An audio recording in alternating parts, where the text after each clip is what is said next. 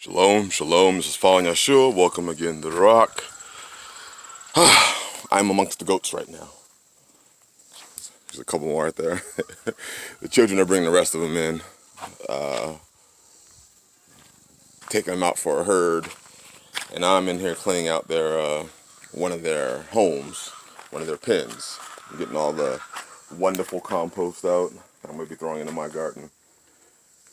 But anyways, I want to say first, if you are a sister and you are married, please, because of how I'm addressing this video, seek the permission of your husband. If you're in his faith, seek the permission of your husband before you watch this video, because I'm answering a question.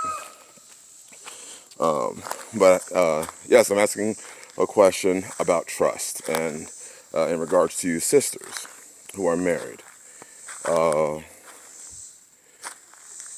I asked this question, and I think this is a good question to be asked, that the brothers might even benefit from knowing. But you have to ask yourself, sisters, and do you truly, and I mean really, 100% trust your husband? Trust your head, trust your covering. Do you 100% trust them? Because, there's a lot of people now who, I trust them for the most part. Well, let me tell you something. According to the Bible, do not trust. If you can only trust somebody partially, understand you're going to have to submit to him fully. You're going to have to reverence him fully. You're going to have to subjugate yourself to him fully. This is not one of those, well, I give him, I only partially trust him, so that's why I don't submit to him. No. You're going to have to fully submit to him.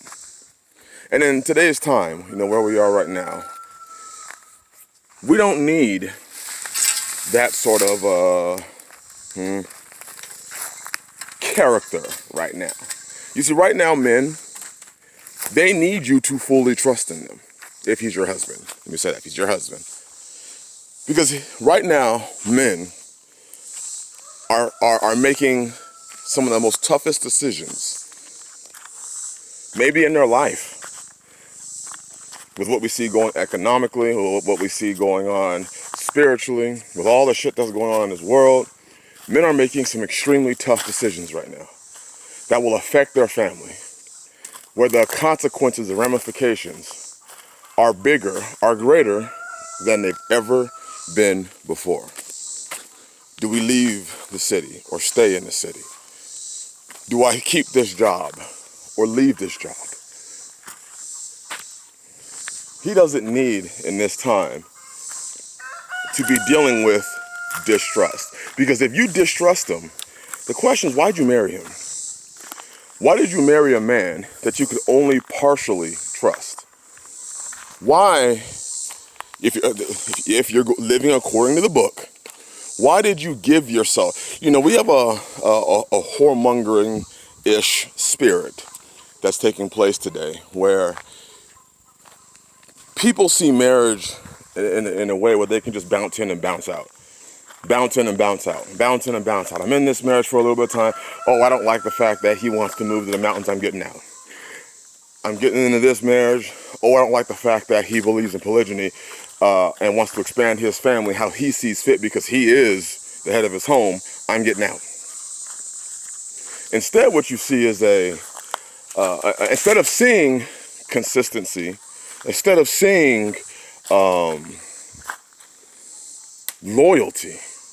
Now, I understand, those things come with a price. A man has to show himself. But when you marry a man, you have to understand you are to submit to him. We have too many tryout type people. I want to try out marriage. I want to try out this. I want to try out homesteading. And let me say, if you don't go into homesteading or coming off, the grid or living a set-apart life and serving Yah, if you don't go into it with the spirit of 100%, where you're going to put everything into it, you're going to fail. Let me guarantee you that. If you go into a marriage willing to give 97%, that 3% will cause you to fail. That's man or woman. You have to be willing to give in 100%.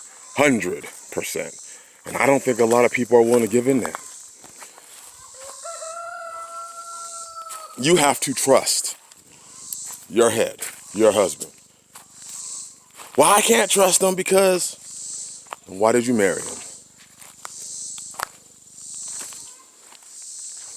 Because this is a time right now where, we are in a proverbial low key right now, but getting louder and louder and louder, crap is the fan situation. And men are making tougher and tougher decisions. Men are trying to, whether it be financially, should I buy that land now, move to it now, or should I stay? And then you got somebody who is rebelling against you because if you make the decision she wants you to make, then she's down for you. But if you make the decision that she doesn't want you to make, now she wants to argue and fuss and fight and do everything she can to sabotage, because in reality, sister, you don't trust your husband. You don't trust your husband. And that's going to affect how you submit to him. That's going to affect how you obey him. That's going to affect how you reverence him. And all these are, for those of you who are not used to these terms, these are all biblical terms. Go look them up. Read Ephesians chapter 5. Read between verse 22 to the end of the chapter. Read 1 Peter chapter 3. Read the first verse itself, for those of you that are strangers to these sort of words. Especially for those who, I believe in the Bible. Oh, I read the Bible too. Then you should be very familiar with these words, the definitions of them, and that I am not speaking in any way contrary to the word. But you must trust, sisters. If your man being husband, I hate saying the term man, forgive me, your man, no. If your husband is saying, nah, we ain't doing that, we're putting back an extra 1,000 pounds of rice, you should not be sitting there, I don't know why he doing that. You should be thankful that Yah gave him the foresight to put that back and understand that he is doing this for the preservation of his family. He's doing these things, he's making these steps, not because it's a fad, but because he can foresee the evil and he is attempting to the best of his ability, if he's a righteous man. He's trying with the best of his ability to foresee the evil and hide himself, hide his family, make sure that his family is protected, make sure that his family have the provisions that are needed, that are spoken of in the Torah, that are spoken of in the Apocrypha. He wants to make sure that he has food for his family. He wants to make sure that he has raiment and a covering for his family. He wants to make sure, and he's making decisions. These are tough decisions, sisters. He doesn't need you sitting back second guessing. It's almost like in some cases, some sisters sit back and they wait to see if the man's going to fail so that they can say, see? And then that gives them the opportunity to take back control of the house or to make a power play. Now it's her opportunity to take control of the house. But as we said yesterday, we showed yesterday, we read Dabarim, how a woman's not to wear what pertains to a man. You are now wearing his authority. And the Bible calls that an abomination. You are now wearing what is his power. You are wearing his decision. Sure, a man may make a wrong choice. We are not infallible. I know I am not infallible. I strive with everything in me to lead my family right. But I understand I am not infallible. In fact, they understand that I am not infallible. But they trust. They trust he's leading his family right. He knows what he's doing. That's why I chose to be part of his house. That's why I chose to be covered by him. So if you're a sister and you are covered, you have to trust where your head, where your husband is leading the family. You have to trust it. You have to say, you know what?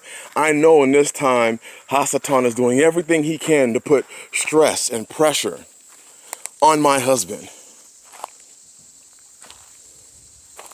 I have to be there for him. I have to make sure that I am making the house peaceable. I have to make sure that he doesn't have to have the extra stresses, because this is a very important decision for him.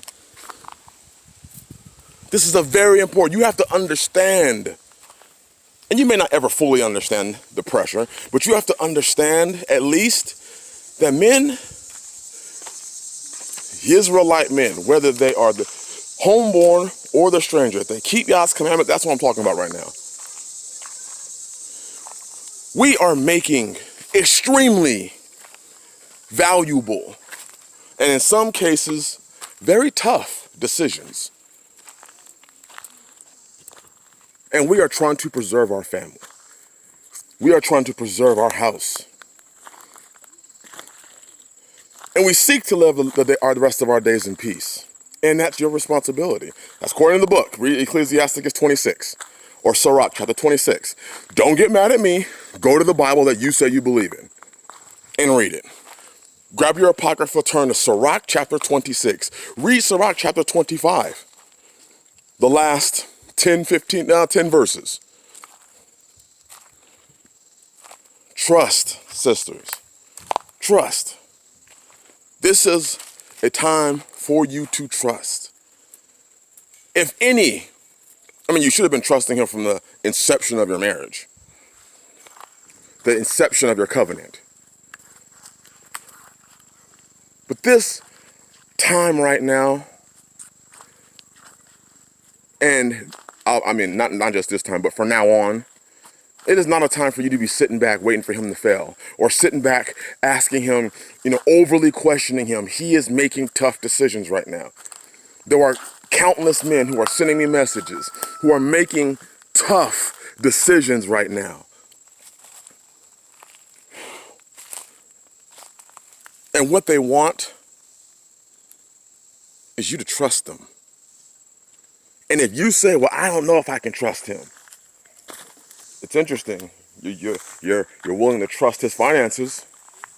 You're willing to trust him when he had a great paying job. You're willing to trust him when he bought you a new car. You were willing to trust him when he was buying you all the things that you wanted. And damn it, it's time for you to trust him even the more so right now. Well, I don't know. And he hasn't shown himself trustworthy. Have you shown yourself trustworthy? Look at your life. Look at your life. Did you go into your marriage a virgin? Have you been trustworthy with every asset, every dime, nickel, and penny that Yah's given you? I understand if a man's just operating in sin and operating in wickedness and operating in foolishness. But damn, have an understanding, sisters. Operate in wisdom. This is why the Bible does not ever, we went over this last live stream. The Bible, you have to stay in your place as a sister. Especially if you have a righteous man. You have got to stay in your place as a sister, as a wife. Because time is tough. And men are being forced, even if let's say he didn't move when he should have. If he's willing to move right now, you should be behind him 100% and asking, baby, master, Lord, whatever term you want to use, honey, what can I do? What can I do as your rib? Rib, anatomical.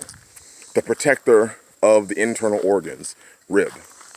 What can I do to assist you to take some of this off your plate? Because remember, if he has a peaceable home, if he has things, if the things are done that need to be done in his house, because you, sister, are taking that job very seriously, he doesn't have to focus any of his energy on that.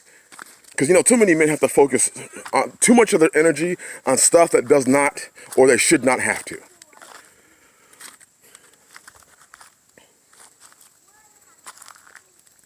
If he is able to focus on the decision that he has to make, maybe, just maybe, he'll be in a better position to make a better decision, because he doesn't have to spend energy wasted on, oh, I gotta consider this, and oh, she might be mad at me. The man should have the freedom and the wherewithal to know I'm making this decision for my family. And sister, you should have that understanding as well. Get behind him and support him, because times are getting worse.